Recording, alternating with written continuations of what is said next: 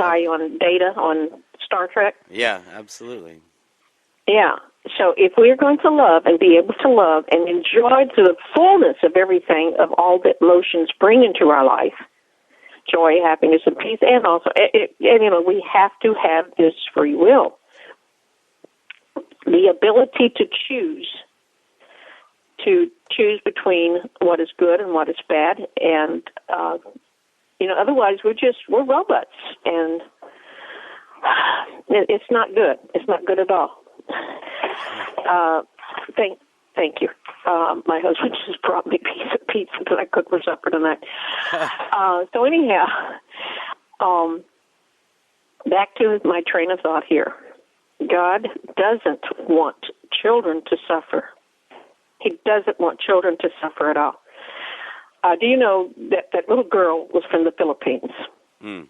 Do you know that, do you know that the police in the Philippines turn their back on to the brothels that have children for prostitutes? Mm. The Philippines are known for a place to go if that's if that's what you like. Yeah. And the police just turn their backs on them. They don't try to stop it. Yeah. So who's doing this then? Is it God causing the suffering? Or is it the mankind causing the suffering? Yeah. Yeah. I know. I think. So, yeah. Yeah. Wow. It's that's one of the reasons why I kind of feel I want us to do something right now. We always enter into this show with 1, 2, 3. You can count on me. Yeah. I want to play the whole song. Okay. And I want people to really listen to what it's saying in that song. And then we'll pick up from where we left off when we come back in. Okay, here we go.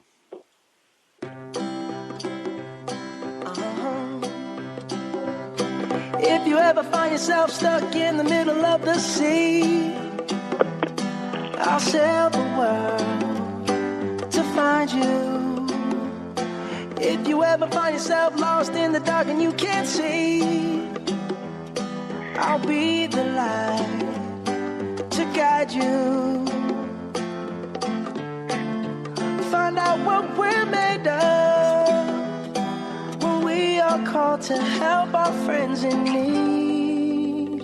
You can count on me like 1, 2, 3, I'll be there.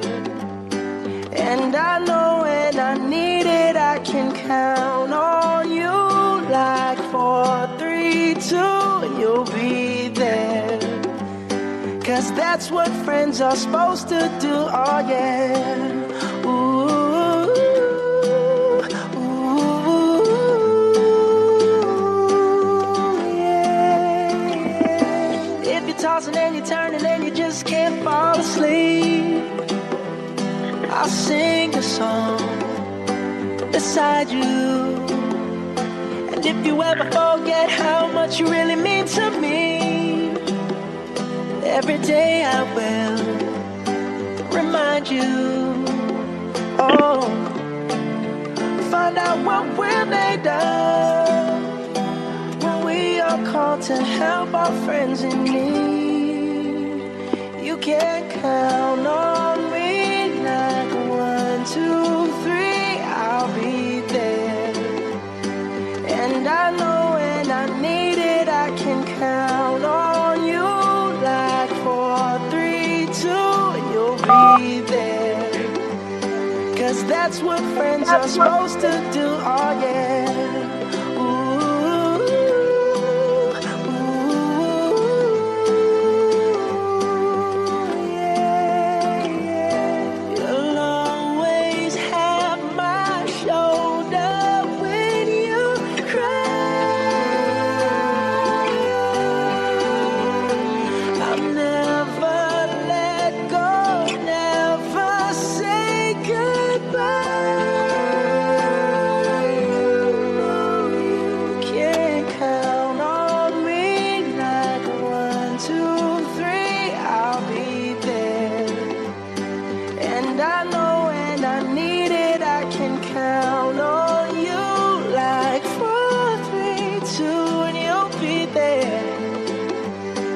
'cause that's what friends are supposed to do. Oh yeah. Ooh, ooh. You can count on me 'cause I can count on you. And that's what it's all about. We are all, there's a song or a poem that says, no man is an island. And we are all dependent on each other, and God is needing us. He wants to count on us. He is always, we're always able to count on Him. But what happens when He can't count on us? Then people suffer. We suffer. A friend of mine, awesome brother, a prayer partner of mine, and was in the hospital recently because his blood pressure went sky high. Well, come to find out, it was his eating habits, too much salt. And so he realizes it now, and he said, boy, am I going to change my ways? And everybody's, yeah, we hope so, because we don't want you to be sick with a stroke and unable to do all the wondrous work you do. Works for the food ministry and goes and takes people to church, and just a very powerful prayer partner of mine. And that's the way it is with each and every one of us. We are all this awesome gift to the world from God. And if He is going to, if you're going to be used by Him, then in obedience is very, very important. So you could be the hands, the feet, the voice, and the heart of God. And you can't do this, though, like Mother Teresa said when she was working with all those poor people of India. People would just go over there to help her work with them, and she'd fuss at them, though. If you are not in the chapel for prayer in the morning, you cannot go out and do the work. You have to be, first thing in the morning, sit, be still, and take time to draw on this strength and this power and this love and be filled, recharge the battery. That's what we talked about last week. Got to plug in your battery to the connector of all connectors. This is another reading from that. This is 1 Hebrews 3 that we read 1 Hebrews 4 a while ago. And this is so very important.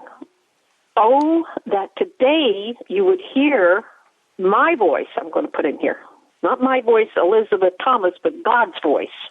This is Him speaking now. Oh, that today you would hear my voice.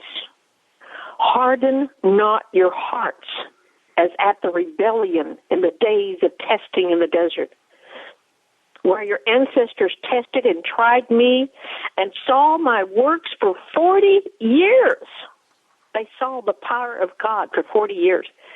But because of this, I was provoked with that generation. He was provoked.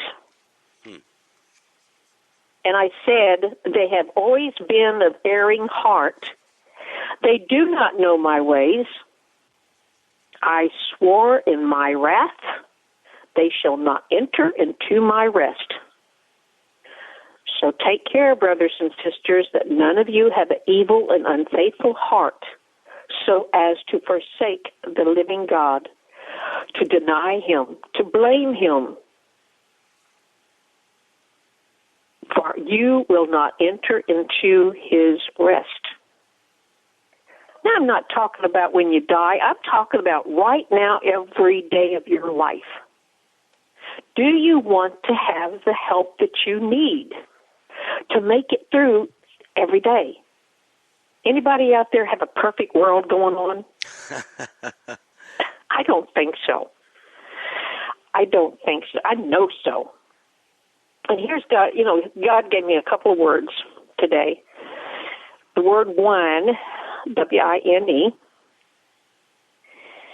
and He gave me a message about pass the wine. I don't know if you got it or not. I don't know if you're on my email list, but I sent this out Sunday, pass the wine. And it was talking about how you cannot hold wine in old wine skins. You leak out.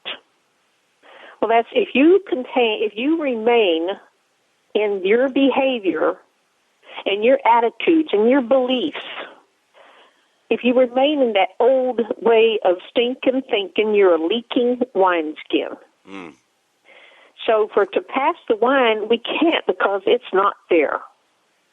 Wow. We cannot begin to be the hands, the feet, the heart of God if we are empty of the wine. And why would we be empty of the wine? /hashtag WHINE. That wine. Mm-hmm. Mm. Oh, poor's me. Nobody helps me. It's a terrible world. I ain't got my freebie stuff yet from the government. I'm being ugly now. Anyhow, wine.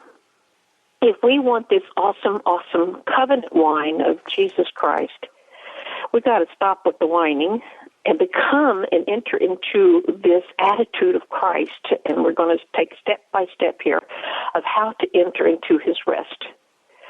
First and foremost, harden not your heart. I really don't know who's out there listening to this show other than the ones that I know that if you're listening to it, God's led you to it because he loves you. And he sees your misery. He sees every bit of things that you've gone through, and he's seen the tears you cried. He's seen your anger because you've had these problems in your life, that you've been molested, or you've been sexually assaulted, or you've been abused, or you've been criticized and put down. He's seen all of the ways that human behavior has treated you. And he understands why you are angry and saying there is no God, because if there was a God, why is my life this horrible? Mm. It's not because of God. It's because of what man did to you, or mankind. Let me change that to mankind. And for you to enter into the rest of knowing this awesome, wonderful God of love, you're going to have to risk opening up your heart to his grace. First of all, just say, God, come, help me. I'm sitting here so that you can take care of my enemies and make them my footstool. And your enemies may be all those people in your life that have caused you such pain. How can he take care of them and make them your footstool? Ask him for the grace to understand why, so you can forgive and let go of that which is inside of you that's causing you such a terrible, terrible change, binding you up in chains of anger and bitterness. Now, when I say you have to forgive, that doesn't mean you go to them and say, oh, I forgive you for doing this to me. No. That's not what I mean.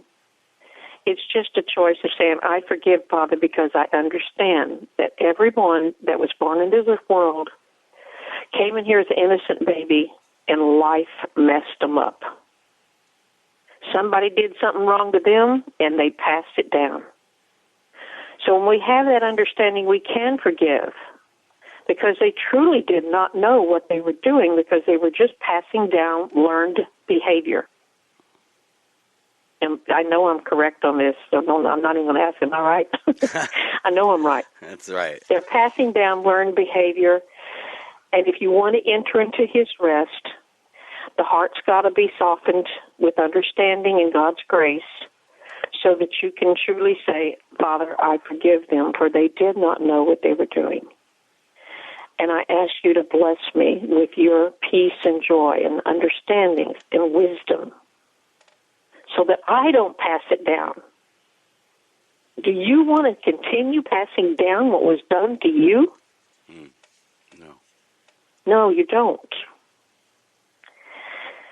And then you want to remember I provoked with them.